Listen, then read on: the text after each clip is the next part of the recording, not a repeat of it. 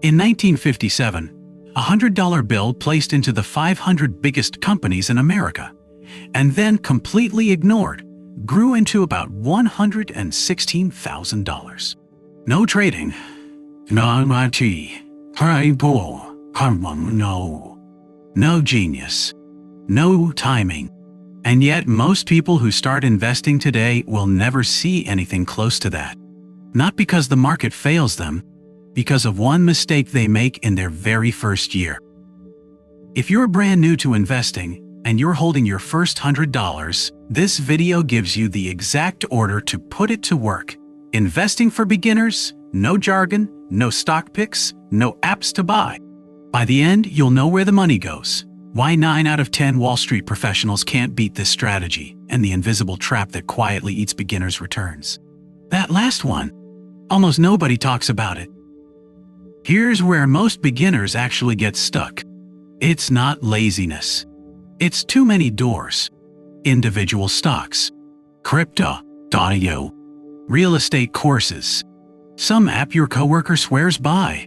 So you do the safest feeling thing, nothing. And the $100 sits in a checking account earning basically zero while prices rise around it. Doing nothing feels neutral. It isn't. It's a slow, guaranteed loss to inflation. The good news? The smart move with your first $100 is boring, cheap, and takes about 10 minutes. But before the money touches the market, there are 2 quick checkpoints. Skip them, and even a perfect investment can blow up in your face. Checkpoint 1. High-interest debt. If you're carrying a credit card charging 20+%, paying it down as your first investment, a guaranteed 20% return, which no honest market can promise you. Checkpoint 2.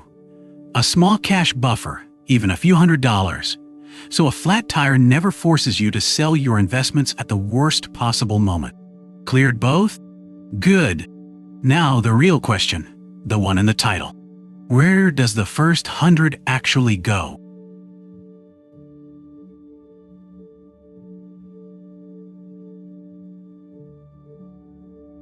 The answer is a broad, low-cost index fund, a single investment that buys you a tiny slice of hundreds of companies at once, like the entire S&P 500. One purchase, and you own a piece of the whole American economy. Since 1957, that index has averaged roughly 10% a year, about 6 to 7% after inflation. Not every year. Some years it drops hard. But over decades, that's been the average. Now, here's the part that sounds made up. Every year, S&P Global runs a scorecard comparing professional fund managers, the smartest, best-paid investors alive, against this do-nothing index. Over 15 years, roughly 90% of them lose to it. Not amateurs. Professionals, doom. In fact, across every single stock fund category they measure, over 15 years, the majority of pros underperform. Last year alone, 79% fell short. Sit with that. The thing beginners think is the training wheels option beats the experts 9 times out of 10. Why? Fees mostly. Active managers charge you every year, whether they win or lose, and index funds charge almost nothing. Which raises a question. If the index is this hard to beat, why doesn't every investor get that 10%?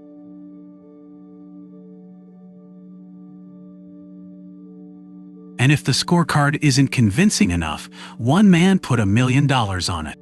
In 2007, Warren Buffett publicly wagered that a plain S&P 500 index fund would beat any collection of hedge funds a professional cared to assemble over 10 full years. Only one firm on all of Wall Street accepted, Protege Partners, which picked 5 funds spread across more than 100 hedge funds run by some of the sharpest managers alive. The hedge funds even took an early lead when markets crashed in 2008. Then the boring fund did what boring funds do. Final score, 2017. The index fund up 125.8%. The hedge fund's average, about 36. The winnings went to a children's charity in Omaha, and the lesson went to everyone holding their first $100. You don't need their tools, their fees, or their genius. First, understand what you're actually planting. A single $100 left at historical average returns for 40 years grows to roughly $4,500. Nice, but not life-changing. The magic isn't the 100. It's the habit the 100 starts. $100 a month at that same 10% average, about $20,000 in 10 years. $76,000 in 20. $226,000 in 30. And around $630,000 in 40, of which you only ever deposited $48,000. The other $500,000 plus? That's your money earning money, then those earnings earning money. Compounding. Slow at first, absurd at the end. These are illustrations, not guarantees. Real returns arrive in violent, unpredictable chunks. Which brings us finally to the trap I promised you at the start, the mistake that undoes all of this. Here's the myth to kill first, that $100 is too small to start. Fractional shares ended that excuse years ago. Most major brokerages let you buy a $500 fund with $5. The real danger isn't your amount. It's your thumb. Morningstar measured it. Over the past decade, the average fund investor earned about 1.2% less per year than the very funds they were sitting in. Same funds. Worse results. How? They moved. They bought after prices rose, panicked after crashes, sat out recoveries, and locked in losses. 15% of their potential gains, gone, not to fees or crashes, but to their own behavior. Read that again. The market recovered every single time. The investors who fled didn't. So the strategy is stupidly simple to say and genuinely hard to do. Keep buying on schedule and refuse to touch the sell button when the sky falls. The market's job is to grow.